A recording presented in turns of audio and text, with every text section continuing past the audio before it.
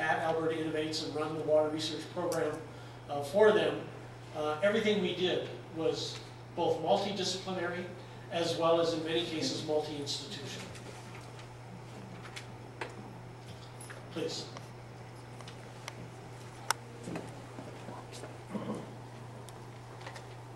Thank you. I'm going to position a question related to how do we break through the policy wall. My name is Tim Whitford. I'm a councillor from High River. Our town is located on a very complex floodplain. We have been struggling with the province of Alberta to get the floodplain mapped in a meaningful manner for many years. Since 2009, we've embarked on a modeling exercise. We've done a number of models. We're actually doing aquifer modeling for the sustainability of our water supply, as well as dealing with the mitigation of the floods that we experience. We have a 100-year flood every 10 years in Niagara. Your recurrence is just more often than others. It is. The frequency is hard to calculate. We have fortunately developed a 2D model of our floodplain. And I say fortunately because all of the gauging stations were lost on the Highwood Basin except for Cataract Creek. So all of the tributary data is gone, the main stem data is gone.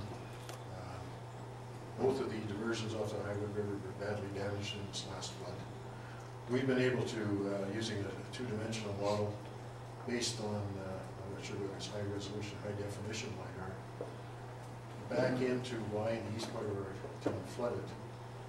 And the challenge is getting the government to actually accept these innovative approaches. They seem to want to use a one-size-has-to-fit-all. They mapped High River using a headcrest model in 1992. There's nothing wrong with doing that. The problem is the Highwood River floodplain changed in 1993 and 1994 and so on. So for our purposes, it's we've developed a lot of subdivisions. We have 70% of our town developed on the floodplain, even though it doesn't show on the floodplain based on the headcrest model that was used. So all of those subdivision approvals have been based on that model. So we've done this other exercise so that we can plan a community going forward that doesn't grow on the floodplain. And I guess my question is, over the next year, I think it'll be at least a year before we break that policy wall, is how can we get these innovative approaches brought in? I think there's a lot of really good work that's going on. Backing into it, our flood flow on the Highwood River, which is not much bigger than the Elbow, appears to be around 1,600 cubic meters a second. And that's a lot of water. Yeah, and it's only typically about a 30-hour duration for High River. But when you make a lake 5 kilometers long that can't drain by itself and it's lined with clay, it's a major issue. And we've been able to determine how that happened and understand why it took so long to pump it out. But breaking that policy barriers so that we can plan better communities, I think, is a real challenge. I've been active in this for about 3 years. In the last 2 years, I've been working with the Sustainability Environment Committee at the U of A, which is focused on municipalities, obviously. We were promoting strongly the full implementation of the Granville Report. Obviously, we weren't very successful in that, so I guess my question to the community going forward is how can we break through these policy barriers and do a better job in the future? I think it's a wonderful question. It's a difficult question, but it should have a fairly simple or straightforward answer. I think we do have, in some cases, the right principles in the province. In many of the policy pieces, we talk about having place-based solutions, because in water, one size never fits all. So I think part of this is how do we raise these evidence-based policy changes to the level that politicians are willing to make changes based on them. And so this isn't an easy process, but I think the attention that's been shown to this issue, I think the fact that the Premier created this special task force to take a look at it, populated with people who aren't from the government, that they will be listening to communities. I think there's lots we can do to raise the issue, and I think from a purely monetary basis, if there is a special suite of policy instruments that a community needs to be resilient, it's kind of shame on us if we don't adopt them. So I wish you all the best. I did have a question for you, Tim, and it's not meant to be facetious. But the name of the community is High River. There's a saying, I think it comes out of the Yellowstone Flood Mitigation Committee. Building on the floodplain is kind of like pitching your tent on a freeway when there's no traffic. Yes. High River's been doing that since 1885 or so. Well, and it's not alone in communities around the world. Alberta's not the only place that's susceptible to this. It happens in many places. And before I sit down, unless there's another question, there is a quote attributable to Yogi Berra that many people have used that I think really, really... It's nicer than the Murphy's Law. Yeah, it's better than Murphy's Law. Which is much ruder. I think with that, it's good to start the general Q&A. Do I get to give a little bit of Thanks.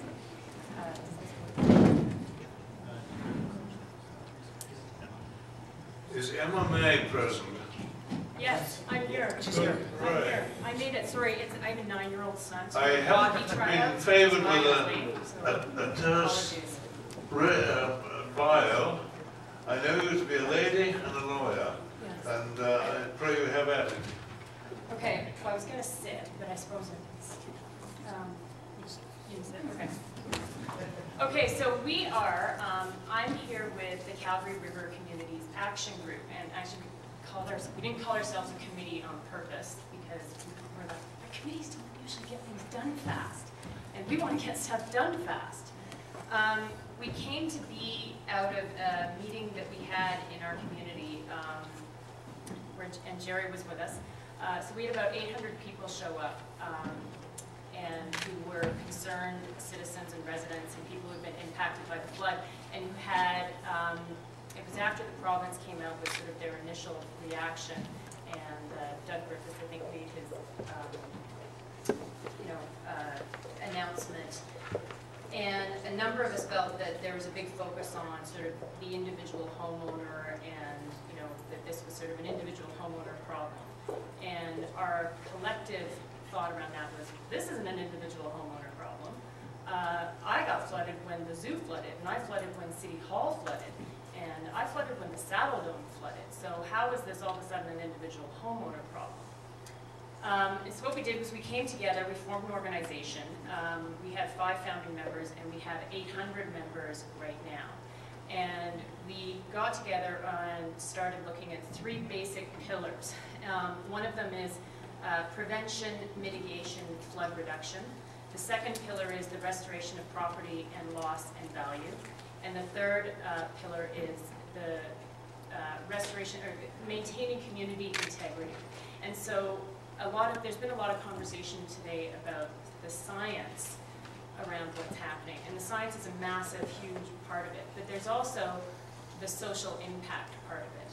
And that's really, and the human impact part of it. And that's what our group has been focused on and dealing with, and trying to help people who have been impacted by the flood advocate for themselves and advocate for their communities, and also help bring together the voice of the community to government at various levels. So after we formed our little groups, we decided that we wanted to get together a group to look at sort of what the prevention elements were. And then we wanted to get together a group to look at policy, and then we also wanted to explore things around the idea of flood insurance. So in terms of the prevention part of our organization, Charles Hanson is here today. I see Charles. We've had a number of people who have a great deal of expertise in engineering and hydrology and planning in our watershed send us a lot of information. And we were sort of sifting through it all, trying to figure out what to do with this information, and then we got teed up with Alan Markin and the Flood Advisory Panel. So Premier Alison Redford appointed Alan Markin and Tino, I can't remember Tino's last name. Demano. Yeah, and I think Russ McKenzie of Stantec has been working with him on that. And they ended up, we just felt like they were making quite a great deal of progress and moving really quickly. So what we did was we streamed all of sort of the community voice and information and expertise that were coming to us over to Alan's group. And I think a lot of that got incorporated into sort of some of the stuff that they're doing right now. I also want to report that on September 10th, the executive group of our committee got to meet with Alan and his team. And we got a preview of some of the plans and proposals that they have in place. Now, you know, we pressured for this because we thought it was really important that some of this information start getting out there. Naturally, nothing has been committed to necessarily on a provincial level yet or on a city level. What we do know is that we think they're making really great progress. We think there's quite a bit of innovative thought going into some of the things that they're looking at in terms of what you could do for the Highwood, for the Elbow, for the Bow, whether it's upstream or downstream.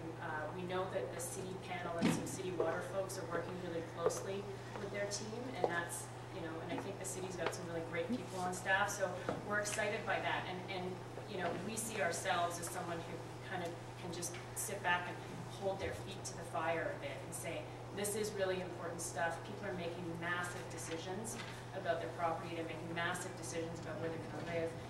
There's a lot of people who are perhaps on the edge of bankruptcy. There's a lot of people who are suffering massive psychological, you know, stress. And so the sooner we have a little bit of clarity around maybe possible directions, that's a great thing. So that's how we, you know, so we're hoping that they continue to do, that panel continues to do great work, and that, you know, things start to come out of that. So, and we plan on definitely holding our government accountable on that, in that regard. We also want to say, you know, this is a multifaceted problem, and it is very complex, and all of these things need to be taken into account. The watershed, how we plan, land use codes. We're exploring all of these things with, you know, all the different governments that we're, and organizations that we're working with now to figure out how collectively we can minimize the impact.